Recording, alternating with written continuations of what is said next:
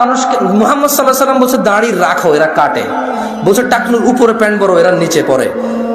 এখন নায়কেরা দাড়ি রাখে, এরা দাড়ি রাখে। আল্লাহ তাআলা বলছে হালাল খাও, এরা সবসময় হারামের প্রতি ঝুঁকে থাকে।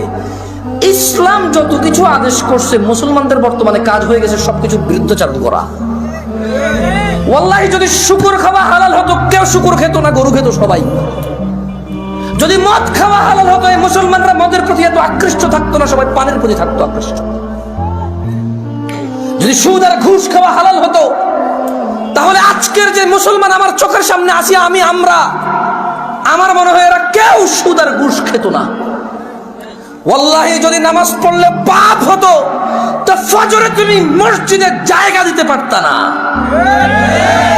গান শুনলে পাপ হয়, কনসার্টে জায়গা হয় না।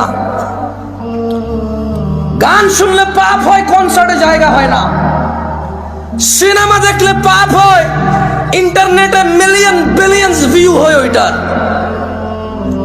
বাবা মায়ের সাথে বেয়াদবি করলে পাপ হয়, কোন সন্তান তার বাপ মায়ের কথা শোনে না। একটা সামান্য মেম্বার, ইউনিয়ন মেম্বার, ও বেটা এখন 2 লাখ টাকা খরচ করলে হওয়া যায় কি? আগের যুগ আছে সম্মান হতো। আমি রাজনীতি বক্তব্য দিচ্ছি না, ফ্যাক্ট বলতেছি। আমার একটা জিনিস বিবেচনা করে দেখলাম, যত কিছু আল্লাহ তাআলা হ্যাঁ করতে বলেছে, তত কিছুর আমরা অনীহা করি। উনি বলেছে বিয়ে করো, 2টা 3টা 4টা পছন্দ মতো তৌফিক অনুযায়ী। আমরা প্রেম করি 2টা 3টা 4টা সিম দিয়ে। আপনি দেখেন, উনি বলছে বিয়ে করো 2টা 3টা 4টা, আমরা করি প্রেম 2টা 3টা 4টা। উনি বলেছে, মুহাম্মদ সাল্লাল্লাহু আলাইহি ওয়াসাল্লাম বলছে তোমরা বেশি বেশি বাচ্চা কাচ্চা নাও, তাহলে আমার উম্মত ভারী হবে, কিয়ামত আমি বিশাল এক জনসমুদ্র নিয়ে ইনশাআল্লাহ জান্নাতে প্রবেশ করব। আমরা বলি একটা যথেষ্ট। কয়টা যথেষ্ট? একটা যথেষ্ট। উনি বলেছে বিয়ে করো রিজিক বাড়বে, আমরা বলি আগে চাকরি বাকরি এস্টাবলিশ হয় তারপরে বিয়ে। এভরিথিং উল্টা। উনি বলেছে মেয়েরা মোহর পাবে, আমরা নেই যৌতুক। তুমি দেখছো? একটু চিন্তা করে দেখো না। উনি বলছে দাড়ি রাখো, আমরা কাটি।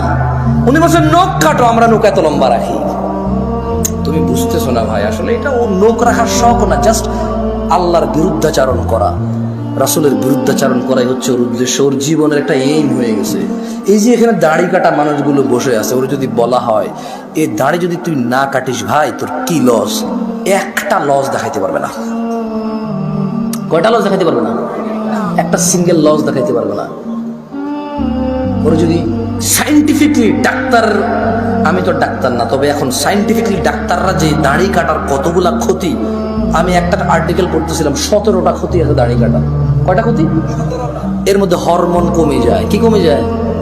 মানে বাচ্চা কাচ্চা হওয়ার চান্সেস কমে যাবে। কারণ দাড়ি থেকে নাকি, দাড়ি যেটা থেকে ওঠে, মানে দাড়ির যে গোড়াটা দেখছেন সাদা সাদা থাকে না, ওটা নাকি মানুষের হরমোন গ্রোথ ভালো রাখে, মানুষের স্কিন ডিজিজে অনেক হেল্প করে দাঁড়িয়ে। সুবহানাল্লাহ। আমরা তো এত কিছু মনে করে রাখি না, সুন্নাহ হিসেবে রাখি। আলহামদুলিল্লাহ। কি হিসেবে রাখি? হরমোন আর স্কিনের জন্য রাখি না, জান্নাতের জন্য রাখি। আল্লাহ কবুল করুন, আমিন।